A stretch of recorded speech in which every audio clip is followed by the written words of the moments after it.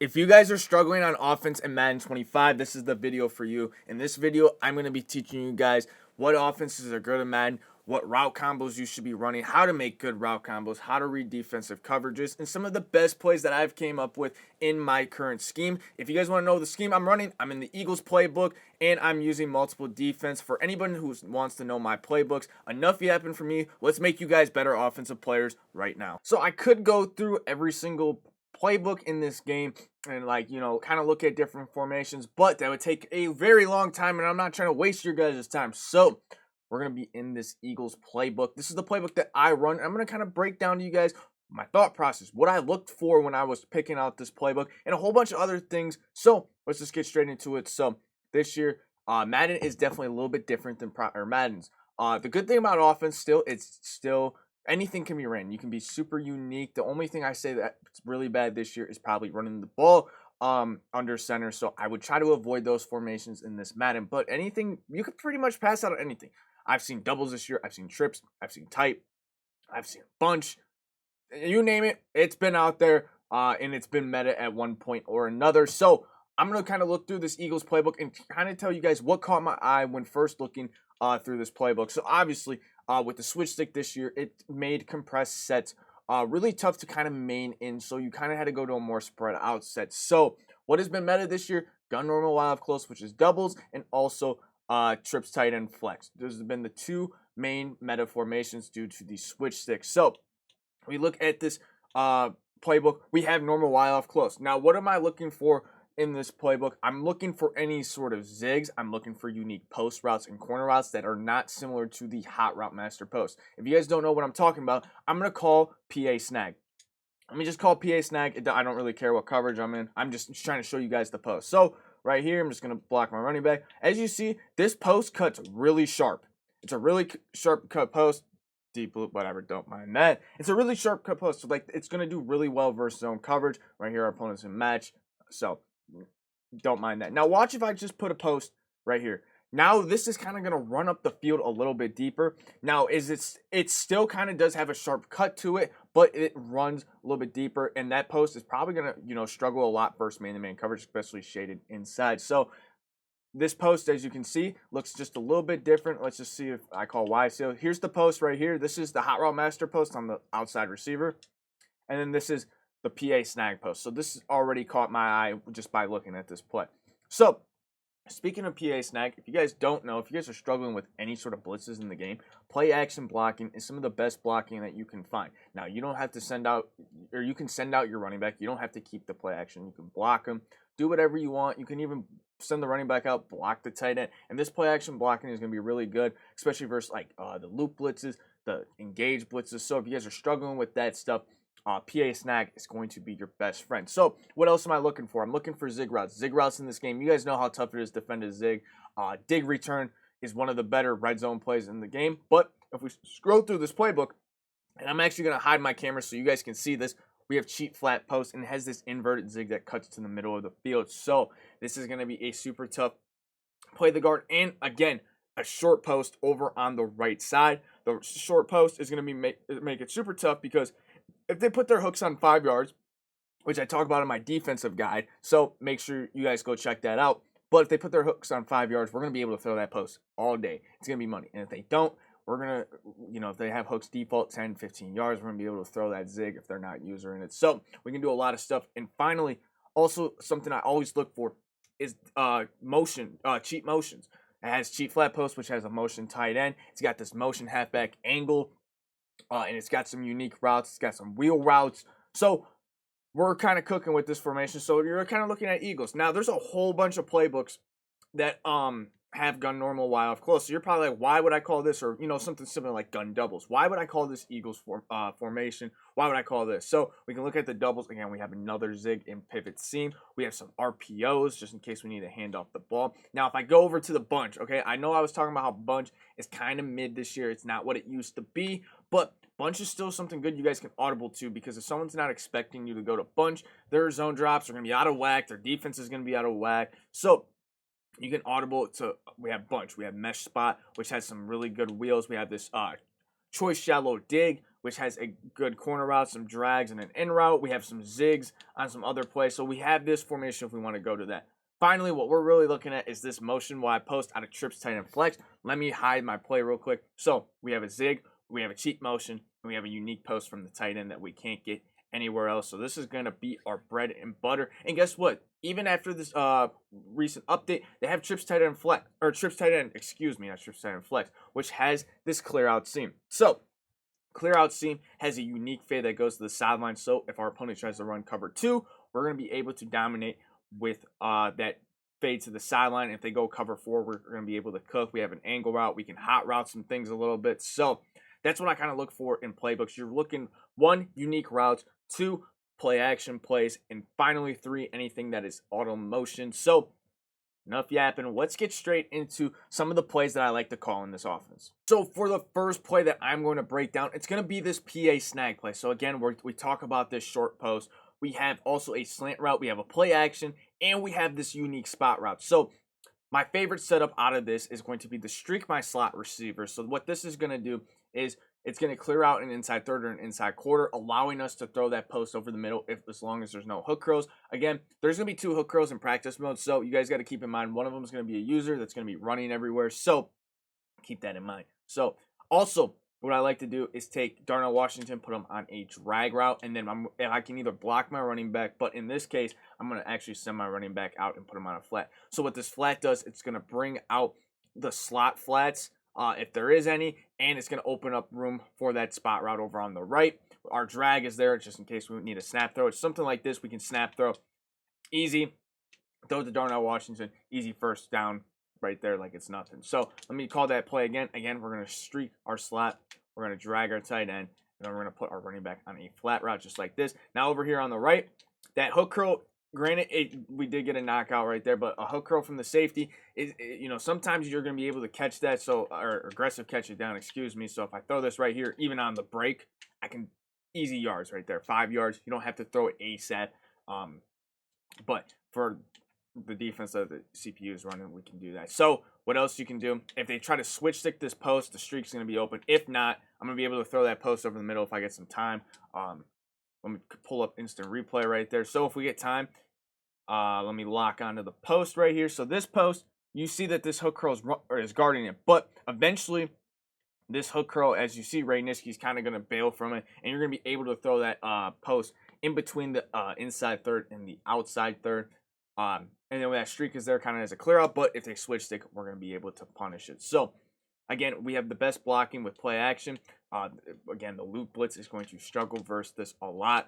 And again, right here, we're not going to be able to throw the running back, but we can make the read between the spot route and the running back flat. Now, you're going to be like, okay, cover 3 looks like it's bagging this play, but we can do so many more things out of this. Against cover 3, this is cover 3 hard flat that our opponents, and we can freestyle, right? A simple route combo that people don't call enough is a speed out on the outside receiver, and then you put a streak on your slot receiver. What this does is the streak's going to pull all the deep blues, and it's going to open up the speed out, especially with the hard flat over on the left. The hard flat actually just sprinted out crazy right there, but even then, we're still able to throw that because that hard flat has the responsibility of playing around the 5-yard line. And then we can do whatever we want on the right. So we can do something like this. We can leave that spot route. We can do the same thing that we were doing before with the drag tight end, flat running back. And we can still call our play that we had over on the left with the speed out. We can throw that tight end early. We can wait for the flat to commit to the tight end and throw the speed out like we just did right there. And this is one play that you can just sit here and you can freestyle. There's so many things you can do with these unique routes, with the spot route, with the post route, just pretty much anything you can freestyle out of just PA snag alone. And this is why it's one of the best plays in the game. So let me get into my second favorite play. So now we're going to be getting into the Y sale play. You guys know what Y sale is. If you guys don't, I'm going to be explaining it to you right here. So you got this unique deep corner route right here. And the special thing about this corner route is the way that it cuts. So the way that it's ran right here, it's going to kind of run like, a big fat guy, all right? Big fat guy. Doesn't really, run agile, but watch when we custom stem it. So I'm going to custom stem it, and I will custom stem it down 3 times. So I custom stem it down around here. Sometimes I'll even go a little bit lower, but I'd say about right here is where you want it to be. And Darnell Washington, runs it a lot sharper, and we're going to be able to cut in front of that zone, and we're going to be able to catch it. Now, most of the time, people are going to be running cover 4, so you won't even have to worry about a safety hook. It's going to be easy, wide open. Now, what people are going to try to do to stop that is they're going to go to the outside, or the top safety, or they're going to go to the outside corner and try to switch stick it. But the moment they do that, you know what we're throwing. We're throwing this unique fade over top. This fade is pretty much a pull route until they start switch sticking. If they call cover 2, they're toast. Now, one of my favorite plays that I like to call is just custom stem this tight end down. I'm going to take our slot receiver. I'm going to put him on a drag. Now it gives us a high-low read on the left side with the drag and the X receiver. And I'm going to be able to snap the ball. So we're going to be able to throw that easy yards over on the left. I can even throw that backside in route. So I'll call it again. 1, 2, 3. All right. Snap the ball. Right here, I'm going to be able to throw it in that small window right there. Easy. I threw it. I let it down just to get a better animation and avoid the deep safeties in the back. So you can even do other things like the same combo. You can put a tight end on the streak. Now you have this double streaks. You can throw this up the seam. Granted, we got KO'd right there. Safety hook. If they're doing that, it just opens up a lot more for the offense. So like right here, I can even throw this kind of inside. I couldn't throw it inside. I don't have enough room right now. But you can get, if they're not putting a hook on the safety, you should be able to just throw this up the seam, and you can even throw it super early like I just did right there, but I wouldn't recommend it. You'll probably get picked off, but against cover 4, it's going to be there, and like all the popular blitzes, it will more likely be there. So it's just one of the better plays in this playbook. Again, you can take this custom stem corner route, and you can custom stem it down, and you can do a whole lot of stuff. Again, you can do more freestyling with zigs, speed outs, all that different stuff. And this is just one of the better plays in this playbook. Let's get on to play number 3. So now I'm going to be calling this cheat motion play. So as you see, our tight end's going to be in motion right here. Now, obviously, we should not snap the ball like this, but we're going to be able to throw that cheat motion. It's really good. They're going to have to hard flat it, which they are. We're in cover 3 hard flat right now. But you guys are going to wonder what's a great combo out of this. So something that's a good combo out of this is when you leave that motion, people always love the hard flat over on the 2 wide receiver side where the motion's going to. So they'll either hard flat the corner, or the outside corner, excuse me, or they'll hard flat the slot corner. Either way, you know what's going to be open is going to be the outside receiver. So what we can do is we're going to have 2 high lows on this play. So we have a speed out on the outside guy. We also have our stock zig that we love, and then our stock post. So we can make a high-low read between Washington and Devonta Smith right here, or Deion Sanders on this inverted zig, and A.J. Brown. So right here, I'm going to snap the ball. I'm going to make a high-low read between the left or the outside receiver and the tight end right there. Kind of clicked on weird, but you guys see that, you know, if that corner dropped back to play that speed out, we're throwing Darnell Washington all day, every day. Now, let's just say for some reason they played perfect defense. They knew the play was coming. They put a cloud and a hard flat to guard both, so we can't throw it. So now we have to make a read over the middle. So right here, I can wait for this zig right here, and I can just throw this right here. Let's say if they commit, let's just say they switched it to Ray Nitschke, I'm going to be able to throw that post over the middle. Now, you might be wondering, isn't this post going to run in to the speed out? It actually will not. You should have enough time just to get rid of the ball right here. Perfect spacing. No one's going to really switch over that outside corner. If they do, you tip your cap, and we live with it. But this is one of just the better plays in this game just because of the spacing on it and the high-low reads. High-low reads are going to be an important thing, and I'm going to talk about read progressions here in a little bit. I just wanted to give you guys some staple plays in this book that you guys are going to be able to run. But that is my third play. Let's get into the final play that you need to run Eagles. So finally, we are in the last play, and this is out of Trips Tight End Flex. This is going to be the motion wide post. The play looks like this, and this is a simple play to set up that you guys don't even have to come out in Trips Tight End Flex. You can start off in normal, have this in your audibles, audible to it, throw your opponent off, and you can snap this so quick. All you do, slant B, snap, just like that, easy. Now, why is this play so effective? Again, the spacing of the play. Spacing is going to be an important thing. The spacing between the post and the slant, it's going to be hard to use or both, because if you can't lurk in between both. You have to kind of commit to one or the other, and then you have to actually guard the other route. In years prior, you kind of just, could just lurk between both, and you could commit to one. It ended up being bagged. So right here, you guys see the spacing between that post. Now I kind of threw that a little too late, but you make the read between that slant post. And let's just say both of them are not there. We also have this inverted zig right there. And that's like another almost high read. So let's just say you get through your progressions late and the slants bag, let's just say the post bag, but you see that zig. If they start running down to that zig route, you're going to be able to throw the post. And if not, if they stay with that post, you can throw the zig. Now we have the fade over here, clears out all deep blue. So let's just say, forgot to put them on a slant. But let's just say the play is going to take a while to develop right here, and we have to wait for it to develop all the way across the field. I'm going to go to instant replay and show you guys. This outside receiver is going to play as a clear out.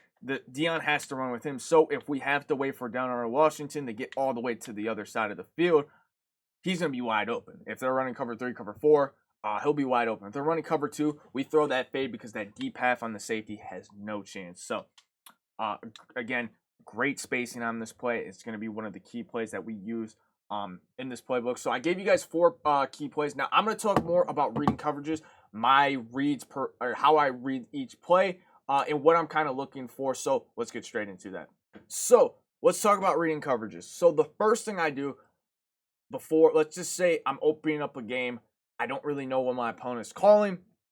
I'm just going to come out and maybe like a run play, maybe just a play that, is really good versus almost everything. So like PA snag would be a great play to come out and open up the game if you don't want to run the ball. So what I'm going to look for is my outside receiver on the 2 wide receiver side. So Devonta Smith and Sanders. So we look at that outside receiver. Now, if you guys kind of realize he's standing more towards the sideline or the outside of Devonta Smith. So you know what that tells me off initials is that they're going to be in their baseline 1.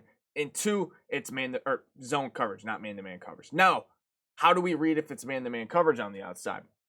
So, how do we read if it's man-to-man coverage on the outside? So, I'm going to come out in just PA snag. Now, no one's going to run baseline man. If you're in baseline man, you're going to get fried. Baseline man is the worst thing in the game, so they're going to come out in auto alignment or default alignment, call 0 blitz. Now, if I call it, do you guys see how now he's closer to the numbers? He's on the inside of Devonta Smith. So that's you could just tell off initials. All right, he's on the inside. He's running man-to-man coverage. Let me call a play with a zig because I know zig's good versus man. Now, if he's running zone, this is where like, okay, let me go to my best zone beater that I have. It doesn't matter what zone coverage they're in. More than likely, I'm going to be able to get a first down on this player, get some positive yards on this play. So off initials, we know the outside of the receiver means they're in zone. The inside of the receiver means they're in man. So now, let's just say we're going to go switch over the zone real quick, and I'm going to kind of break down to you guys how I read the field on certain route combos. So let's just come out in PA snag,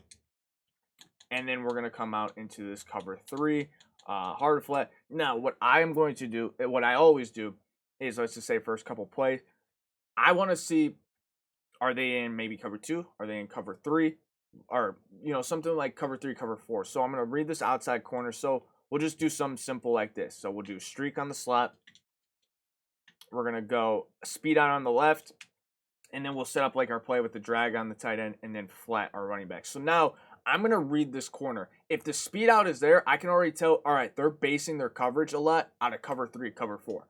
So right here, we see that corner drops all the way back to guard the streak. So we now know that, okay, they're probably going to base a lot of their defense out of cover 3, cover 4. A lot of people don't adjust in Madden. So don't overthink it and be like, dang, are they in cover 2 or are they in cover 3 of this play? I don't know how to don't overthink it like that. A lot of people, they call a certain scheme, whether it's cover 4 match, cover 4, cover 3, whatever it is, and that's what they're going to stick in. So now I know they're in cover 3.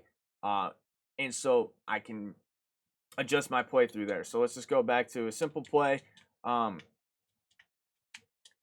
Drag on the tight end, running back flat, all that stuff. So let's just say we've been throwing the speed out a lot, and they're kind of starting to adjust to it now. Now we're going to make our way to the weak side of the field. So like with this play right here, the way that I would read it if I'm actually if I'm calling plays and snapping the plays, the way I'll always read it is I'm going to see if I can hit a seam streak first. If I can hit a seam in my offense, it's going to be awesome. So right here, I read this seam. That's actually not open, all right? I should not throw that ball because that hook curl jumped out to the outside. That slot corner goes to the outside, but I have to read to see if that seam's open. If that seam's not open, I'm moving my eyes back to the right side of the field. So I'm going to go over here. I'm looking for my seam. If I can throw that, I'm throwing it. If not, I'm looking straight for my tight end drag. Can I throw my tight end drag? Can I throw my spot? What is my next read? So my eyes are going to work from kind of left to right, if that makes sense. So, or if the formation was on the other side, I'm working from right to left.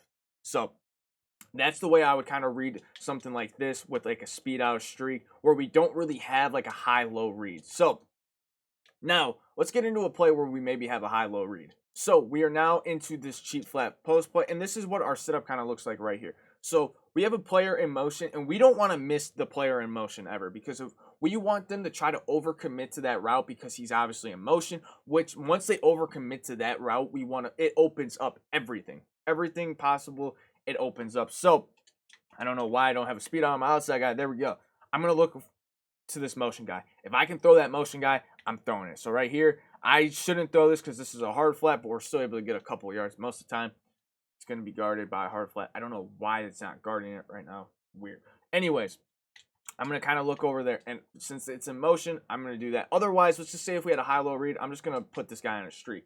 So my progression, I always look for the check down first. If I can take the easy yards, avoid a big sack, I'm going to throw my check down. My check down should always be there, and I should make them overcommit to that because the moment they overcommit to that check down, it opens up so much more, and it just makes everything a lot harder to stop. So when you do need to go to that check down and a big down, you guys are going to be able to. So right here, I'm going to make this read right here. Okay, I can throw that easy. All right, the moment they start committing to that is when, we're going to go up. So I never really go high to low. High to low, I've always had a problem with maybe throwing a pick or something, but I'm just going to have them take away the check down right here. So right here, the hook curl's kind of playing there. I look down. I saw it. Okay, now I look up. I see that post. And I'm kind of keeping an eye on both. And I'm kind of watching the user. There's going to be a user. The user's going to kind of pick. And you're going to be able to kind of tell which one he's going to just the way he's kind of lurking it. Because if they overcommit, there's no way he gets to the post. If they're kind of hesitant on really committing that route, you're going to be able to throw that zig. And that's how some of the pro players make those tough decisions. So again, I'm looking for that high-low read. If I see this flat's open, I'm throwing it. If not, I'm looking for the zig right away, making my way back up to the post. And it obviously varies versus different coverages.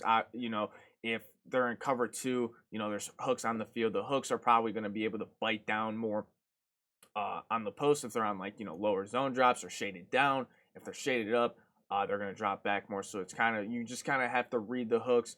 And every player is different. Some players shade down a lot. They love to shade down cover 4, so their hooks are going to play lower. Other people just, they don't shade down cover 4. They just, they want to make you work for every yard. So a lot of it is going to be discipline. But again, that's how I'm going to read it between a high-low play. So to end the video, I do want to talk about just making route combos. Again, high-low reads. When you're making route combos, you want to learn to. You want important routes in the game, like I said, certain posts, corners, drags, speed outs, zigs, all important routes. So involving all those routes, in certain plays that you have is really important. You don't need, a corner, post, a speed out, a zig in every single play, but having one of those important key routes is going to be huge.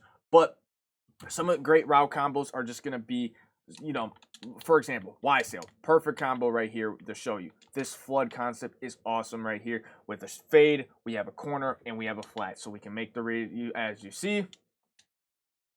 They're in cover 3 hard flat. The hard flat plays the running back. Deep blue plays the fade. Corner route's open. Cover 2, a little bit different. If they're with a cloud, we can throw the running back. So we're just kind of making the read between the flood concept. Remember, high lows. High lows are really tough to guard. We showed that with cheap flat posts. We showed that with trips, tight end flex. If you guys have any questions, if you guys want to expand more on this Eagles playbook, it is over on Top Dog Madden. So make sure you guys check out the link in the description down below. And I will see you guys in the next one.